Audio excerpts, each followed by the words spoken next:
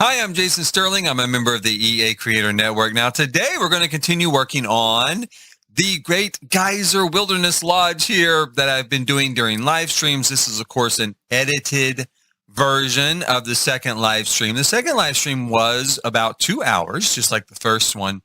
I've edited it down to 15 minutes. There was some frustration during that live stream when I was trying to do stuff for the build. Now, in this build, what we're going to do is we're going to put in some dormer rooms in our residential wing. Again, if you look up that sort of architecture, national park architecture for hotels, you'll see they have like these super steep roofs, right? Super steep, exaggerated roofs, and oftentimes several, like maybe rows of dormer rooms rising up that roof line. We're going to do the same thing here. We're also going to take the center portion of this build, the lobby area, we're going to move it forward. So we're going to treat it now, instead of being on a 20 by 30 lot, we're going to treat it as though there's a 30 by 40 lot. I'll move it forward to that point of a 30 by 40 lot. So that's on the edge, the front edge of that lot. And then the back edge we can use for activities, right? Now, then if I only have a 20 by 30 lot, I can still put the building in the middle. But if I have a 30 by 40, I can put the building and this new activity area in the back on that particular lot. That's kind of the thinking there. And lastly, we'll go through and we will put in some decor work on the lobby, which includes trying to work with the lighting in the lobby and work with some skylights in the lobby. And oh my God, I'm getting PTSD just thinking about it. But for now, you can see right here, we're working on the dormers for the dormer rooms and the dormers for this particular section of the hotel. There's going to be 2 levels of dormers rising up with on that third level of rooms. I'm not real sure what kind of rooms I'm going to put there. On the top level, on one hand, I want to do kind of a penthouse style, room, but the windows aren't very big because it's that type of dormer, so I don't know what I'm going to do with it. Probably not a penthouse. By the way, if you're watching right now, please hit like, subscribe, and notify. See how the little thing pop up there. Now, what I do before deciding what I'm going to do with the rooms themselves, how I'm going to lay them out, is I fix the roof. You could tell there that with the full roof, a full span roof, as I drop down to the 4th level and the 3rd level, the roof really gets in the way of seeing what's going on in the rooms below. So we're going to rebuild the roof in sections so that as we drop down, each of these particular areas are open, completely open like a regular floor. And that's what I'm doing there, is just rebuilding it in sections. I put the original roof off to the side so I could use it as a template to make sure the angle is exactly the same. That way it would line up with the windows and stuff exactly the way the new roof would line up exactly the way it does with the original roof. And I go through and I do a little bit of tinkering. I fill in the gaps in the wall between the room and the new exterior walls. And we're pretty much good to go. It's really not a hard thing to do. There you saw it was pretty easy. I just did the roof in 3 sections, 1 section for each floor. And especially with this kind of roof, because it's just that steep standard pitch. Then I go through and I adjust the roof pitches of the sections next to our residential wing. We have kind of that connector section, which is 2 stories high. And of course, we have the roof over our lobby section. Now, after getting that sort of work done, I do jump back over to the middle section, the lobby section, because we are going to move it forward. I cut some holes, between some of the rooms so that I can move that center section as one piece. I don't want to move each individual little sort of bathroom area and fireplace section and all that. It's bad enough at the front. I do have to move those sections little by little. I'm not sure sometimes that it would have been easier just to rebuild the front section rather than try to move it, but I didn't move it. I didn't rebuild it. I did move it. And it worked out fine. It really didn't take that long. And then at least I know it looks exactly like how I built it the first time, right? And the big center section's easy. As you can see, I knocked like a few of those walls out so it would read as one large room. Made it a whole lot easier. The second floor is about the same. We're going to move all the small front parts, the columns and the roof and stuff like that. Then we're going to move these sort of upper room spaces, which I haven't actually decided exactly what those are going to be yet. Now, originally when I was building that as a 20 by 30 and I didn't know what the lot sizes were in the New World in New Zealand, I thought, well, those are kind of placeholders for rooms above the lobby. As it is, I don't really know what I'll do with them, and I might end up opening them up in some way to the lobby, to make the whole area one large 3-story space. But I moved those forward and then grabbed that big center section there that even though it's open, it still reads as a room. And I moved that forward as well. I do that on all the different floors. Now you can see here, I must have done this offline. A few things I do offline if I get this. Maybe I just did it. Did I just do it? Yeah, I just did it.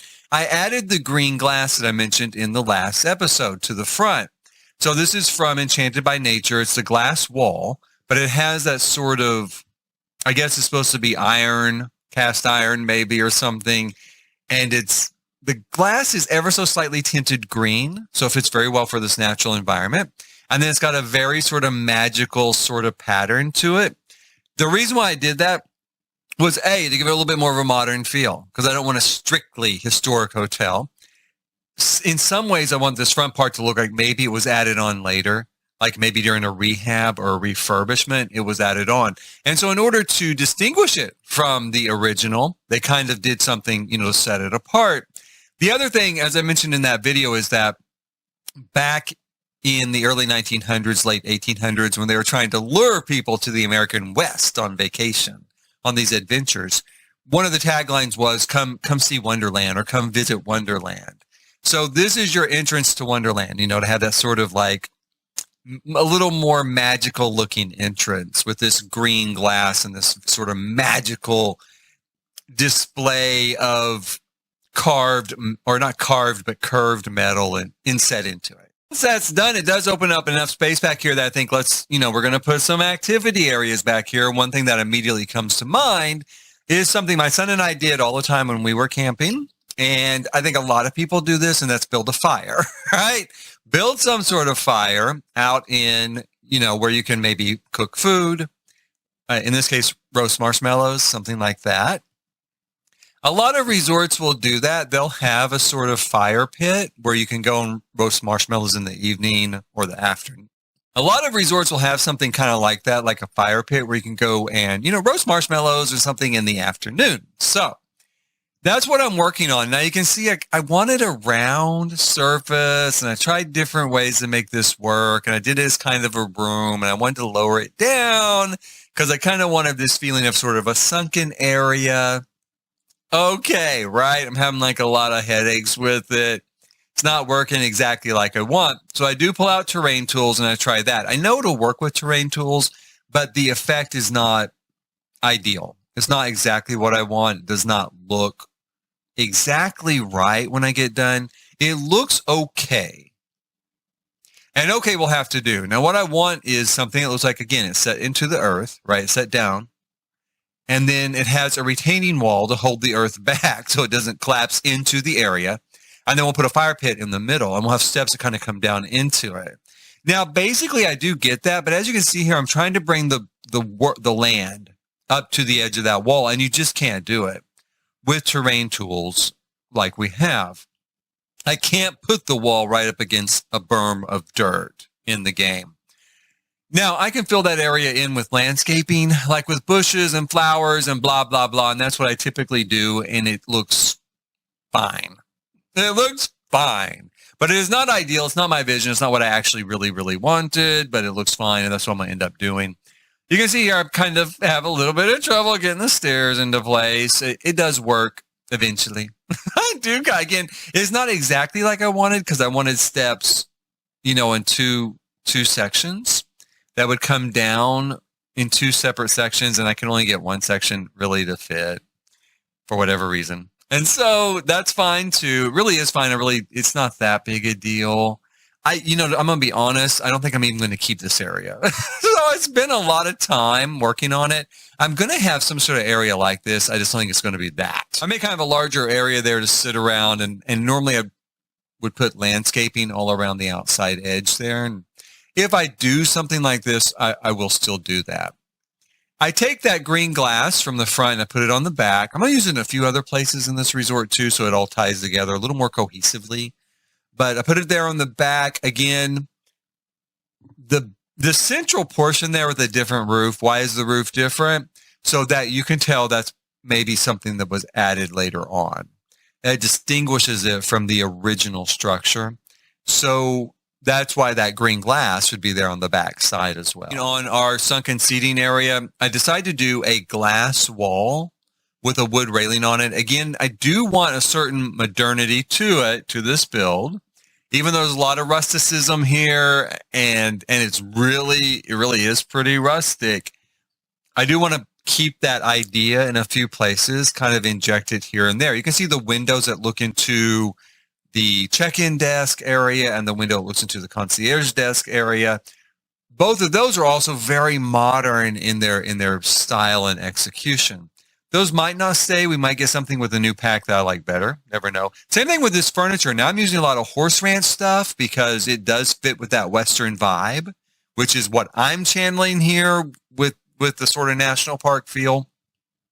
I don't really know how New Zealand's going to channel it, and we'll see with this new pack, right? Or how Maxis is going to interpret how New Zealand channels it, but we'll see. But I set up 4 little seating areas here, kind of private, sunken down a little bit.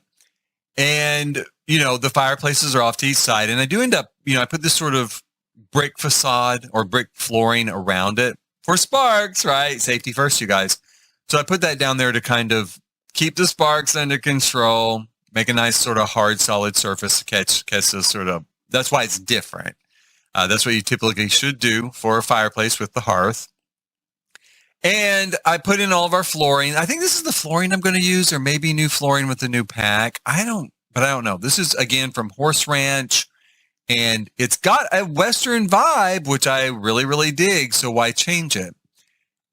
Here you can see I'm putting in some pretty modern lighting. This was the start of my lighting adventure and trials and tribulations. I wanted a sort of modern feel. Right, so let's put this lighting here on these glass walls to kind of highlight these areas, right? Kind of highlight it. And I do like that effect, but then I'm starting to think, well, let's put in a little more lighting. What am I going to use here to light this huge volume of space? And I pull some chandeliers. I pull some things from Horse Ranch. I think it was Horse Ranch. And I work with them, and I really like them best in a scaled up sort of fashion, because this space is so large and so voluminous that it needs that sort of scale. But when you scale them up, because they are candles, right? They're candlelight fixtures, the little lighting effect that goes along with it, the special effect, is out of place. And you can see it there. It's floating in the air. So while I wasn't unhappy with the scale of the object, the lighting would not look correct with that, so I didn't end up doing it. Also, I tried several different things with skylights to let more light down into the space during the day. It was pretty much also kind of an exercise in frustration a little bit. I did ultimately work it out, but it took a whole lot longer than you see here to do. I did ultimately, though, work it out, and I did put a large skylight over the central portion of this particular build. You can see right now I'm working there, trying to create a light well that would bring light down from the roof to the space below. It didn't really work. Long story short, it didn't really work. I ended up taking it out and just using a very large skylight in the middle. And you can see a little bit of evidence of that here. I did not do it in this fashion. Right now you can see the large central portion. I did make a skylight. I did not leave it like that. The skylight is centered and is on the north, south, and east, west axis, so it goes in all directions. So that's what I end up settling with in the end, not what you see here at the end of this. Because off stream, I did go through and work with this some more. I feel like sometimes it's a little boring, I think, during live streams when I'm just trying to puzzle through how I'm going to get something to work. And so I ended up off stream later when I kind of had an inspiration. I thought, hey, let's try this. I went and tried that, and it worked out pretty well. Please hit like, subscribe, and notify for the rest of this build coming up. It does really grow substantially coming up. And we're going to have live streams, of course, this weekend. And I will edit those just like I edited this. So if you aren't able to catch the whole live stream, now live streams are available on my channel if you want to watch the whole thing. The live streams are available. If you can't catch the live stream, don't want to watch that long, it's 2 hours, right? Probably at least 2 hours. I do these sort of edited synopsis of the build so you can get a feel of how the build develops over time, maybe some of my thought processes behind it. So please hit like, subscribe, and notify for that. And until that time, as always, thanks for watching.